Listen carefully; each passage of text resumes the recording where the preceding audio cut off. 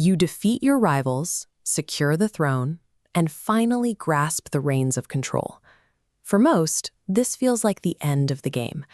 Yet, statistically, the moment of ultimate victory is the moment of maximum vulnerability. We fall for the victory trap, the assumption that defeating an enemy grants permanent security. You plant your flag, and the throne is yours. But history shows that the most dramatic falls often happen right in the immediate wake of a triumph. Geopolitical scholar Moises Naim identified a specific paradox in modern governance. Today, power is easier to acquire than at any point in history. However, because of multiplying identities and shifting motivations, that same power is increasingly difficult to use and exceptionally easy to lose. Taking the throne is a political battle. Surviving it requires fighting a biological war against your own body.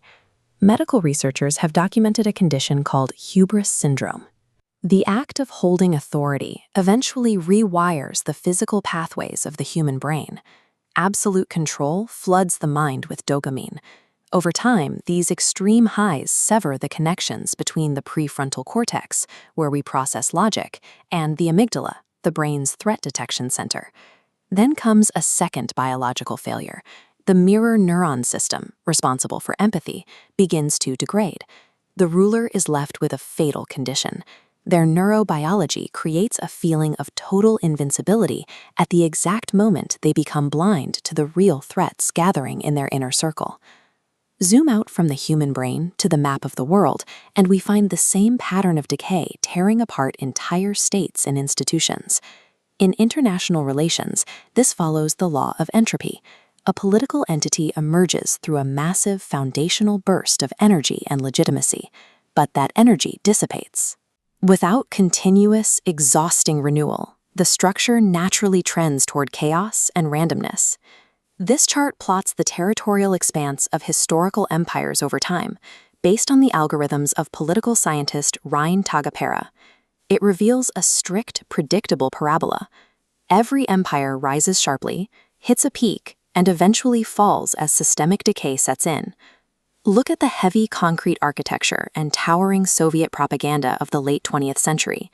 These grandiose displays of absolute control usually peak right before the internal rot brings the entire structure crashing down. A leader can use armies to conquer a territory, but that brute force remains mathematically useless against the silent internal dissipation of their own state. Surviving this decay requires a ruthless psychological immune response, the kind detailed by Niccolo Machiavelli over 500 years ago. Machiavelli understood the necessity of strategic alertness.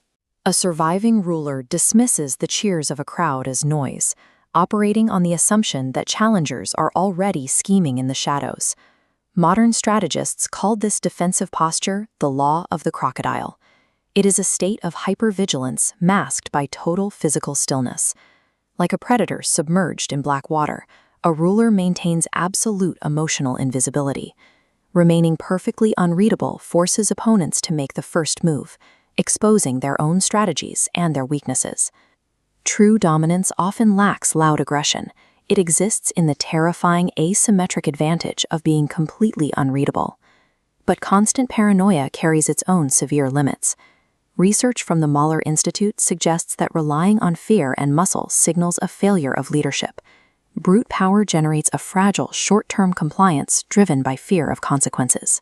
In contrast, true authority is built on consent, creating a sustainable momentum that outlasts the person at the center. A ruler leaning solely on the mechanics of force actively speeds up their own entropic collapse. Building a psychological defense, the king's armor, starts with a daily audit of the ego. This requires truth-tellers in the inner circle, rather than a gallery of yes-men. Authority also relies on scarcity. By guarding one's physical presence and limiting speech, a leader allows their influence to inflate naturally.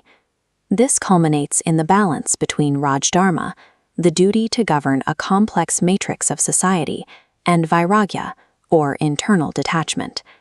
Survival depends on wielding power while preventing that identity from infecting the brain's physical structure.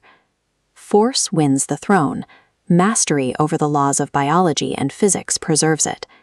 Type ruler in the comments and subscribe to Master the Power Matrix.